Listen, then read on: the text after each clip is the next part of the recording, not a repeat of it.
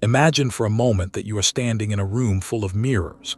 Everywhere you look, you see reflections of yourself, but some of them are slightly distorted. One is taller, one is more handsome, one is shadowed and grim. Now imagine that every person you meet is doing the exact same thing, projecting a version of themselves that isn't quite real. We like to think of lying as a rare, malicious act, a weapon used by criminals and con artists. But what if I told you that lying is the very fabric that holds our social reality together? What if the ability to deceive is actually a sign of higher intelligence, a complex evolutionary tool that we have sharpened over thousands of years? We are going to descend into the mind of the liar, not just the petty fibber, but the architect of false realities.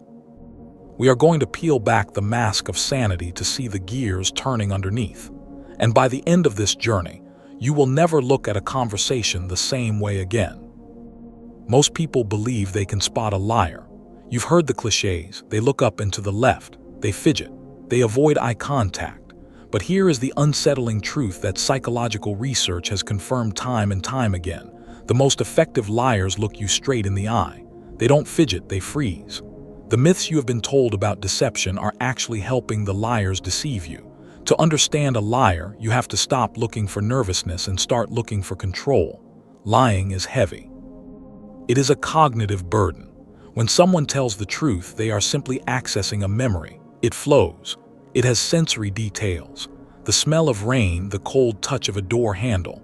But when someone lies, they are building a world in real time.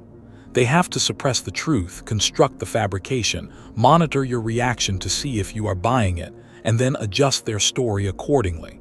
That takes an immense amount of brain power. Think about a time you tried to plan a surprise party for someone you live with. Do you remember the exhaustion, the constant vigilance? Now imagine living your entire life with that level of alertness.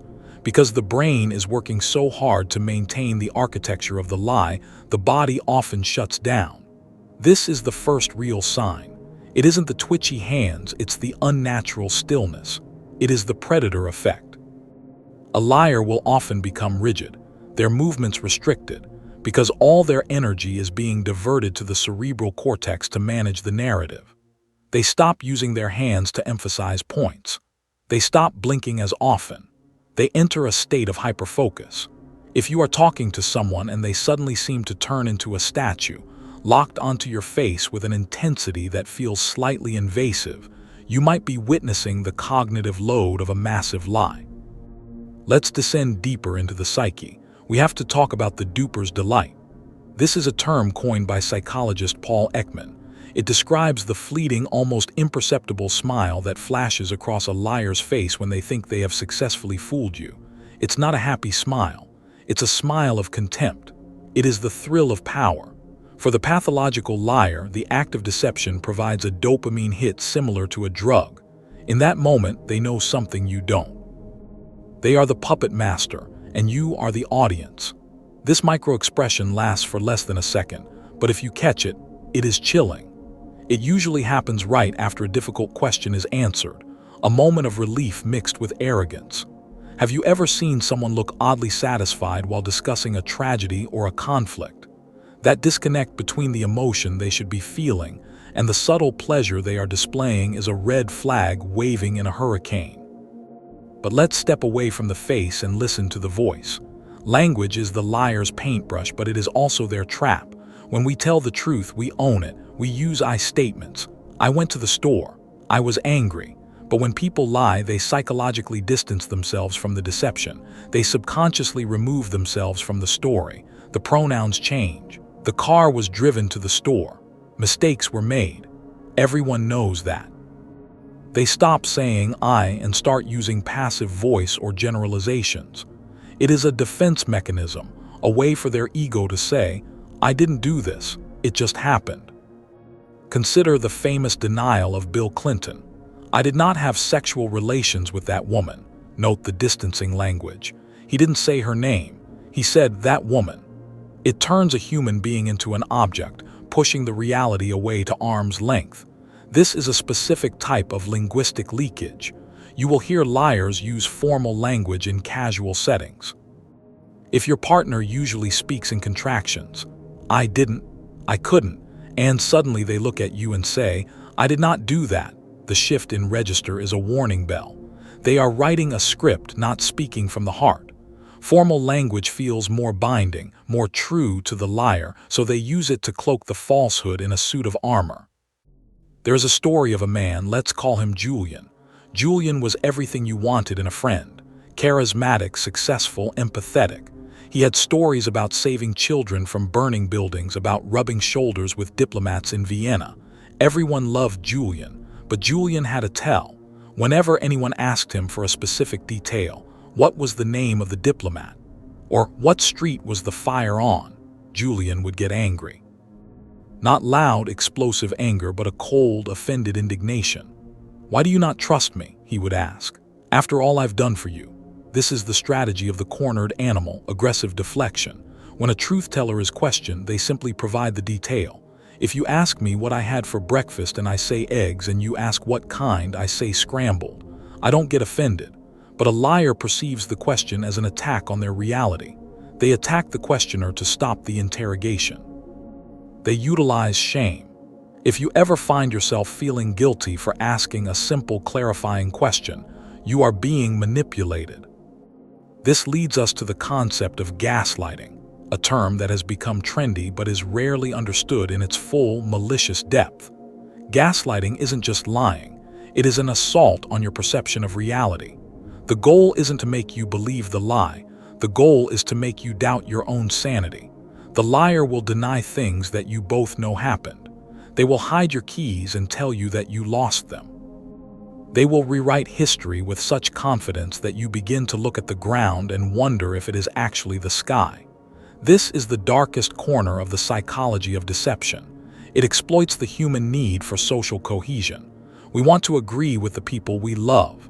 We want to be on the same page.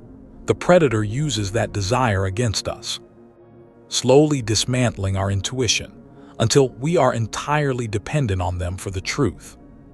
But why do we fall for it? Why are humans, the most intelligent species on Earth, so easily duped? The answer lies in the truth bias. Evolutionarily, we are hardwired to believe each other. If our ancestors had to verify every single scream of lion or fire, the tribe would have perished. Trust is efficient. Doubt is expensive. We want to believe the apology. We want to believe the investment opportunity is real. We want to believe that he really was just working late. The liar knows this. They rely on your goodness. They rely on the fact that you project your own empathy onto them. You wouldn't lie about cancer, so you assume they wouldn't either. You wouldn't lie about your finances, so you trust the spreadsheet they showed you. We are not deceived because we are stupid. We are deceived because we are human. Let's engage in a thought experiment. Imagine you could hear every lie spoken to you for one day. The white lies. You look great. I'm on my way. It wasn't a big deal. And the dark lies. I love you. I'm not addicted. I didn't steal it.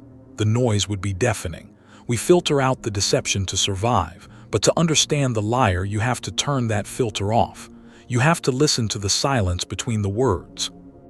A professional investigator knows that the most powerful tool in the room is silence. Most people are uncomfortable with dead air. We rush to fill it. A liar is terrified of silence. In the silence, their construct begins to crumble. They don't know what you are thinking. Are you buying it? Do you know the truth? So they keep talking. And this is where they hang themselves. They over-explain. A truth teller says, I was at the gym. A liar says, I was at the gym, you know, the one on Main Street. The traffic was terrible getting there, and I saw this guy dropping his weights. It was so loud. And then my phone died. That's why I didn't answer. Too much detail is the hallmark of a fabrication. They are trying to create the illusion of truth by bombarding you with irrelevant data. They think that if the pile of hay is big enough, you won't notice the needle is missing. But there is a specific type of liar that defies all these rules, the pathological liar or the mythomaniac. For them, the lie is not a means to an end, it is the end itself. They lie when the truth would serve them better.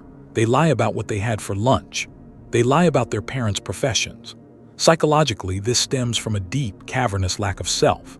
They are trying on identities like clothes, seeing which one fits, which one gets the most applause. They are tragic figures, really. They are hollow shells echoing with the sounds of people they wish they were. When you catch a glimpse of the nothingness behind their eyes, it is profoundly sad. But do not let the sadness fool you. They are dangerous. Because they believe their own lies, they do not show the typical signs of stress. You cannot catch them with logic because they do not live in a logical world. So how do you actually catch a liar? You don't do it by accusing them. You do it by increasing the cognitive load. You ask them to tell their story in reverse order. Okay, so before you got to the restaurant, what were you doing? And before that? The human brain constructs memories chronologically. To tell a lie backward requires a mental processing power that most people do not possess. The cracks will appear. They will get confused. They will contradict the timeline they just established. Or you ask an unexpected question. If they have rehearsed their alibi about the movie theater, they know the plot of the movie. They don't expect you to ask, what color were the seats? Or what trailers played beforehand? The truth teller can access the sensory memory. The liar has to invent it on the spot, and the hesitation will be visible. We must also consider the role of memory. Honest memory is fallible. If you ask a truthful person what they did last Tuesday, they will say, I think I went to the store, or maybe that was Wednesday. No, it was Tuesday. They self-correct. They admit uncertainty. A liar's story is too perfect. It is polished. It lacks the messy, jagged edges of real life. If someone recounts a chaotic event with perfect, linear precision, be suspicious. Reality is chaotic. Lies are structured. There is a philosophical dimension to this that we cannot ignore. Friedrich Nietzsche said, I'm not upset that you lied to me, I'm upset that from now on I can't believe you. The tragedy of the lie is not the single act of deception, it is the destruction of the shared world. When you discover a major lie, it is like an earthquake. It fractures the timeline of your life. You look back at memories, birthdays, vacations, quiet moments, and you have to reevaluate everything. Was he lying then? Was that smile real? Did she ever actually love me? This forensic audit of the past is one of the most painful psychological processes a human being can go through. It causes a form of PTSD. The victim becomes hypervigilant, unable to trust not just the liar but anyone. However, we must be careful not to become monsters in our pursuit of the truth. If you analyze everyone you meet for microexpressions and linguistic leaks, you will end up alone. You will see deception where there is only anxiety. You will see malice where there is only forgetfulness. The goal is not to become a human lie detector test.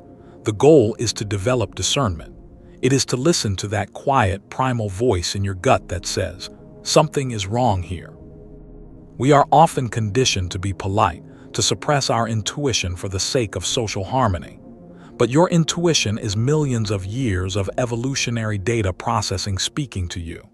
If you feel unsafe, if you feel confused, if you feel like you are walking on a shifting floor, listen to that feeling. Ultimately, understanding liars requires us to understand ourselves. We all lie. We lie to spare feelings, we lie to avoid trouble, and most of all, we lie to ourselves. We tell ourselves we are happy when we are miserable. We tell ourselves we are righteous when we are vindictive. The external liar is often just a reflection of our internal desire to be deceived. We let the con artist in because he promises us the easy money we secretly think we deserve. We let the cheating partner stay because the lie of the happy marriage is more comfortable than the truth of the divorce. To see the truth, you have to be willing to accept the pain that comes with it. You have to value reality more than comfort. It is a brave choice. It is the choice to live in the harsh, cold light of day rather than the warm, fuzzy glow of the gaslight. When you stop fearing the truth, the liar loses their power over you. You see them not as master manipulators, but as frightened children building fortresses out of playing cards. You see the sweat on their brow. You hear the crack in their voice. You see the desperate need for control. And in that moment of clarity, you are free. You can walk out of the room of mirrors and step into the world as it actually is. And that, my friends, is the only place worth living.